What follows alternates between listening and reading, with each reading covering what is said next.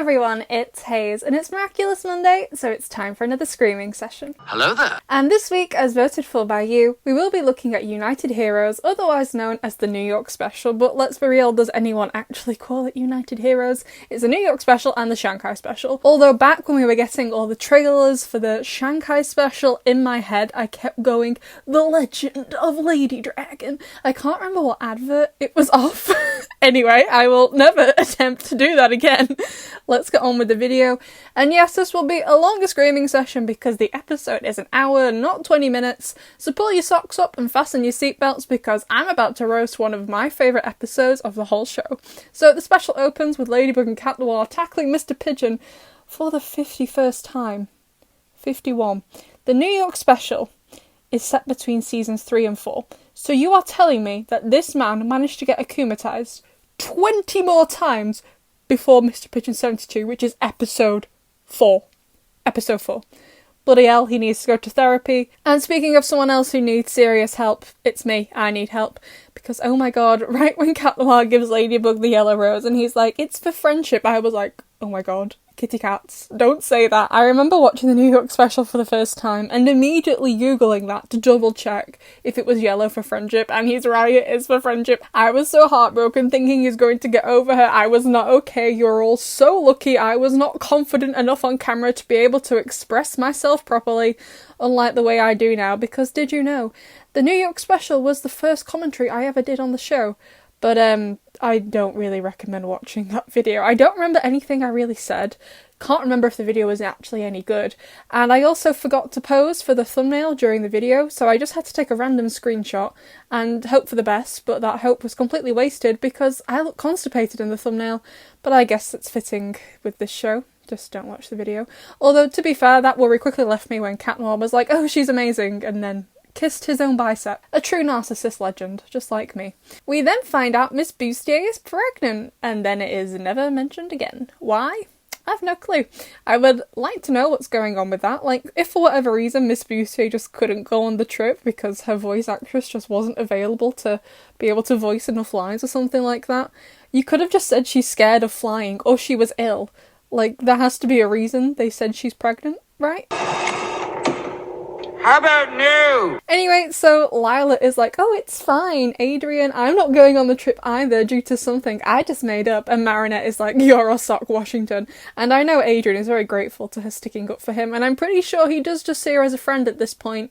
But I love the little look he gives her here, it's so cute. And then, oh my god, Lila's face, I'd never noticed it before until now. Everyone else pretty excited. Chloe is, I don't know, she looks kind of constipated too. Yay, join the club. But Lila looks like someone squashed her. Amazing. Moving on to some brief Gabe Nath, we have Natalie and Daddy Agrest FaceTiming each other when Natalie is only upstairs. As cute as that is, why doesn't he just go upstairs and talk to her? Or do his legs work as well as his brain? And speaking of, Marinette, who has apparently balls made of steel, is like, oi, Gaby, bestie, listen, I'll let your son go to New York, and Daddy Agrest agrees because then Adrian won't notice his absence. Gabriel, I'm not sure if you're aware, but Adrian never sees you anyway. Him being in a different country will make zero difference to your son. Like, this would make sense if Gabriel was, you know, Father of the Year, always there for Adrian, doesn't leave the poor boy alone. So why does he say it when he knows he barely talks to Adrian? He's truly the worst dad. So we cut to fencing and Adrian is being his usual hashtag sad lad self. Wow, he has skinny legs I never noticed before. And then, unfortunately, Kagami turns up. I wish she wouldn't have. And she's like, oh, you're sad, you're not going? Well, I'm glad you're staying because you're bloody awful at fencing. And then she kisses him, but not on the lips. I swear to God, every single time I've watched this thing, Kagami does not kiss him on the lips. She kisses him on, like, the area where the moustache goes. And I have no clue why. It makes me laugh every single time that she chose to kiss him there. Well done, Kagami. And then Plague, I swear to God, this makes me scream every single time. He's like, Ladybug told you not to call unless any supervillains show up. See any supervillains in the house? Yeah! This show sometimes kills me. So then Luca, Best Lado, drops Marinette off and is like, I hope this trip brings you some clarity. And then she gets on the bus and immediately blushes when Adrian smiles at her. Amazing. So then they get on the plane and Marinette almost immediately gives me secondhand embarrassment when she's like, I'm in seat B, but says baby instead. Like, how do you mix those two things up? I genuinely don't get her. She is an idiot. And she's in charge of taking care of Paris. Master Fu, I know you're not here anymore, and you are right, she does do a good job, but I can't help but feel you should have done some more thorough background checks on her. He was like, okay, I'm about to get run over, she helped me, and also gave me a macaron. She's the one, she can do this. And while I am happy about his unconditional faith in this teenage girl who can barely walk in a straight line, Master Fu also probably needs therapy too for that choice alone. We then get an up-close shot of Marinette's teeth, just what I always wanted. How did you know? Thank you. So Marinette is a bag of nerves. Adrian, as usual, has no clue what's going on, but who's surprised about that after season 4? And Marinette just spontaneously combusts and has to move, but oh my god, I am so sad we got robbed of this proper sunset scene Alia talks about. Like, we got all the Lady Noir sunset scenes you could shake a stick at this season. Give me my Adrianette sunset scene right now, and no, later on the plane doesn't count. They have to be outside for the sunset scene to count. Shut up, I make the rules. So all the class are like, yeah, let Marinette move to where she won't feel sick, and Maurice is like, I'm about to throw up. Probably all over Adrian. Might improve his outfit, actually. So Marinette goes to the bathroom during the flight, and we get a little DJ Wi-Fi moment, a little Myvan moment, a little Jewel Rose moment. Where was Mark on this trip so he could have had it with Nathaniel? And also just where was Mark in general? Like, I don't really know what's going on with the specials at the moment after that announcement the other week. I don't even know if we're even still getting a London special anymore. But if Mark isn't in the London special, I will cry. Adrian joins Marinette at the window and they're chatting and it's very cute. Would have been cuter if Marinette hadn't been covered in toilet paper, and Alia and Nino are like, yep, our friends are certified idiots. In the New York special, we were all Alia and Nino, except we were all 200% more done with Adrian and Marinette's behaviour. And then we get an Adrianette hug.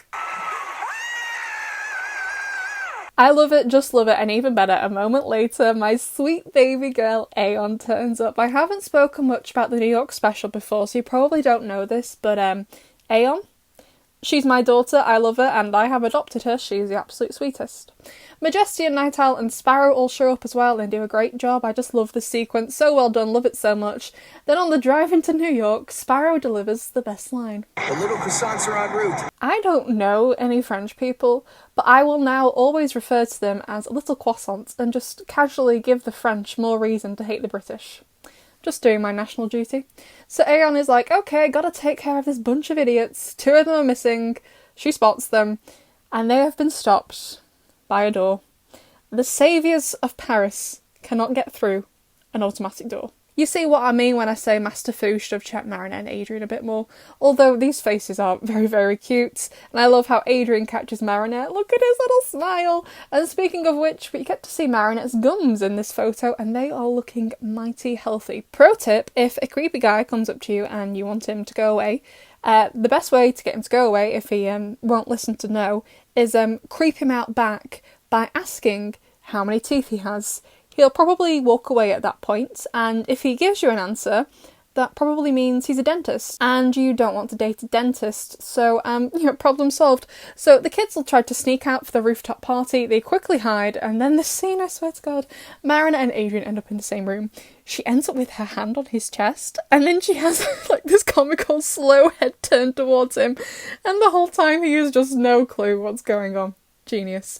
But then, oh my god, Aeon, you can tell she's my daughter because we're on the same wavelength here. As soon as she sees some Adrianettes, she just melts. That's me, right there. It's genetics. Then Hot Dog Dan shows up. What a legend. Paris has Mr. Banana and New York has Hot Dog Dan. All cities have to have a food-themed hero, although Mr. Banana's actual job remains to be seen, but I still love him regardless. So Marinette and Adrian share a hot dog and float up together and immediately grab each other. Shows how much they really trust each other. Adrian then, straight away, no hesitation, recognises the song. At this point, I'm pretty sure he's only ever heard that song once at Chloe's party. That was in Despair Bear, which was in season 2. Since then, we've had the Shanghai special and all of season 3. It was well over a season ago, and he still remembers dancing with Marinette to it? You can't tell me he's not in love with her. Adrian asks her to dance because of course he does, and Marinette freaks out, but Adrian pulls her back to him and they start dancing, and I love this scene so much. This is part of the reason why I personally prefer the New York special to the Shanghai special. They both have a really, really strong plot to them. But as you all know, I'm a Love Square stan, and the New York special is just so jam-packed full of Love Square moments, and this whole sequence is just executed to absolute perfection, and it's so cute. My gosh, they're so cute! And then the next morning, Marinette is like, oh yeah, dancing in the moonlight? A friendly dance. Yeah, that's what it was. Marinette, you gotta be asking yourself, why was this boy, who claims to be just your friend, totally down to slow dance with you in the moonlight? They are both so stupid. And speaking of their intelligence levels, we get round 2 of Adrian and Marinette versus, no, not Shadow Daddy, it's Adore. Wow, amazing. They slightly succeed, and then too eager, Marinette just launches herself at the glass, and then Adrian is like, I don't mind being stuck somewhere with a friend like you. Adrian, I know you're, how should I phrase this? Socially challenged? Yeah, I know you're socially challenged, but it does not take a genius to figure out someone you slow dance with in the moonlights is not just a friend. I am seriously worried for his brain cells. So while they're trying to beat up the door, Jess and Aeon are like, yeah lads, we're going to threaten them with a fake supervillain to get them to confess their feelings to each other. And Alia's like, yeah, what a great idea! Who put this lot in charge of keeping our country safe? Who knows? They start to execute the plan, and Adrian and Marinette, as expected, do not react in the way everyone else has been planning for them to react, because this is Adrian and Marinette. They're like the Spanish Inquisition, you can't be expecting anything from them.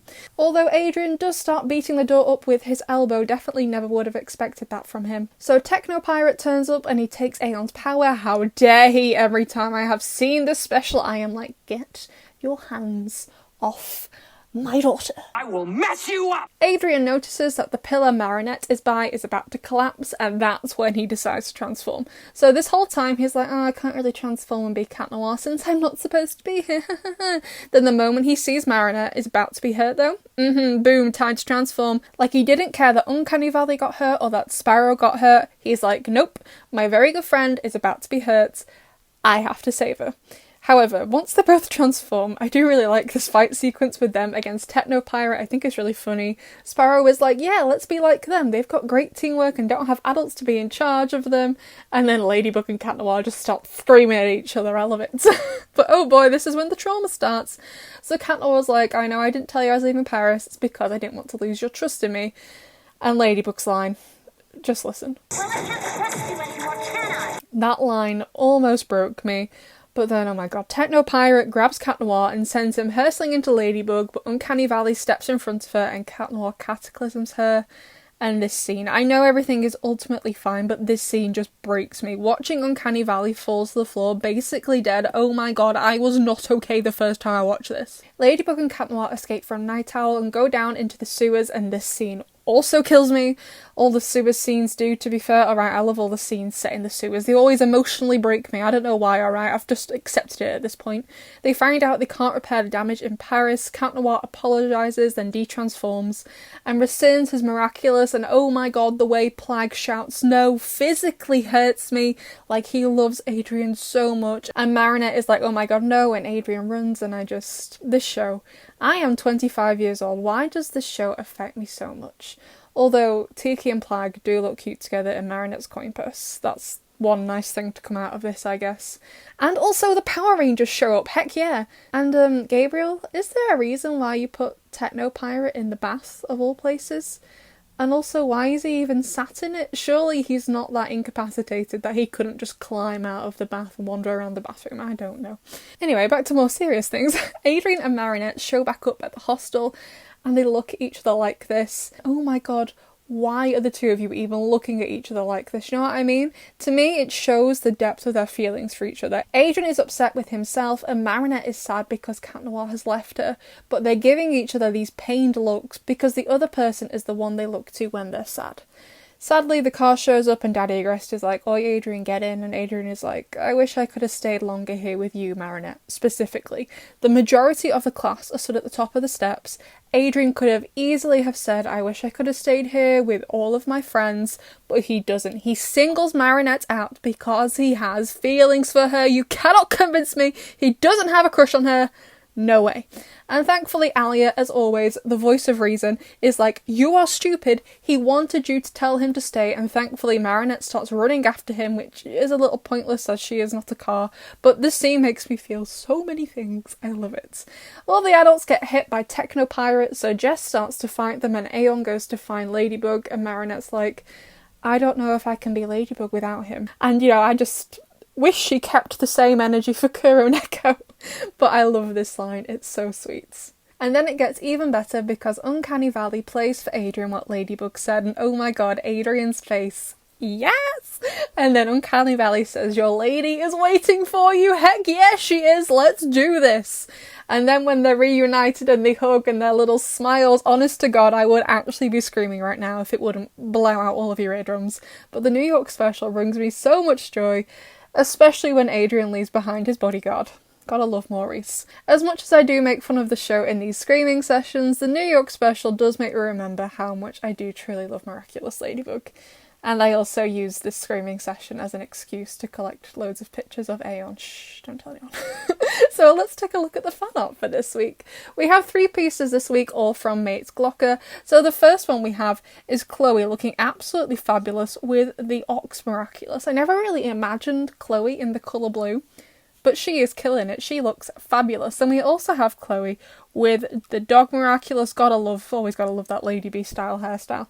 The drill style. Classic Miraculous hairstyle. Looks good on everyone. Want to see Adrian with it. What about Gabriel with it? I don't think he could pull it off. He, as much as I hate his bicycle helmet hair, he actually does kind of suit it. And then the final piece we have from Mate Glocker is Alia with the Peacock Miraculous. And oh my god, Alia, as always, slaying every single outfit she's in. Alia, how do you do it?